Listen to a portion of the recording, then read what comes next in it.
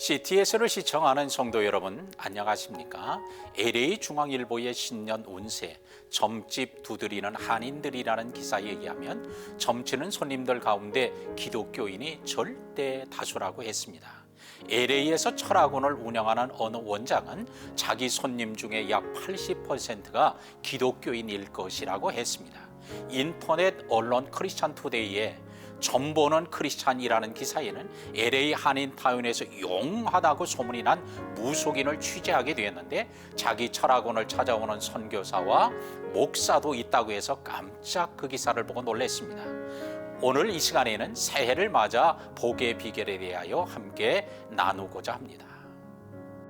내가 내 하나님 여호와의 말씀을 삼가 듣고 내가 오늘 내게 명령하는 그의 모든 명령을 지켜 행하면 내 하나님 여호와께서 너를 세계 모든 민족 위에 뛰어나게 하실 것이라.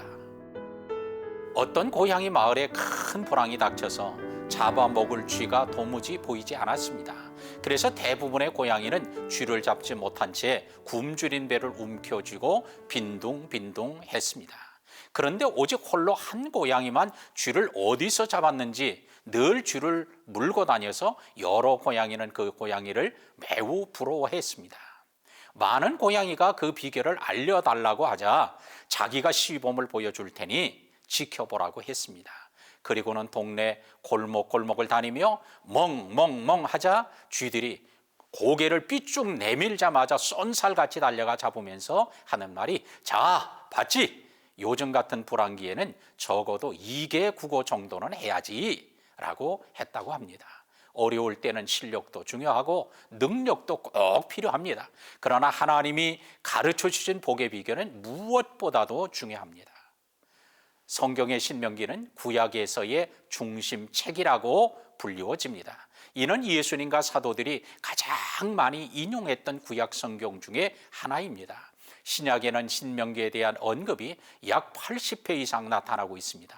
신명기는 크게 세 부분으로 되어 있는데 제1부는 과거에 대한 회상하는 말씀이요, 제2부는 현재 지켜야 될 법에 대한 말씀이요, 마지막 3부는 미래에 대한 약속의 말씀으로 되어 있습니다. 그 중에 신명기 28장은 과거, 현재 또 미래 중에 미래의 약속 부분에 대해 속해 있습니다.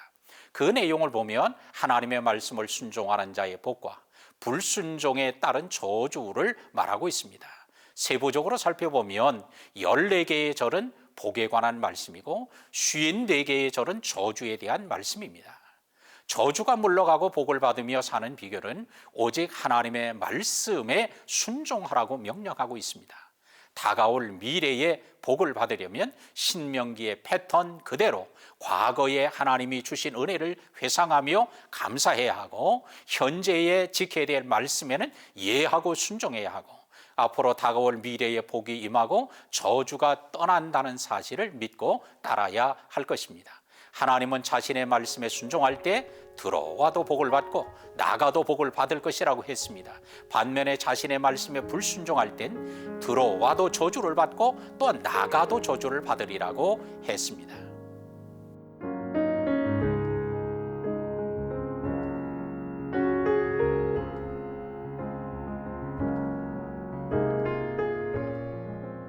우리 그리스도인들은 새해 운세나 토종 비결, 사주풀이, 타로 운세, 궁합 등을 보려고 기웃거리지 말아야 합니다. 또한 찾아가지도 말아야 합니다.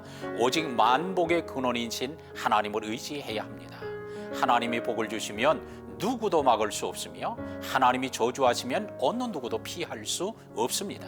이제부터 만복의 근원이신 하나님을 마음과 뜻과 성품과 힘을 다해 뜨겁게 사랑하고 굳게 믿고 순종하는 모든 성도들이 되시기를 주님의 이름으로 축원합니다.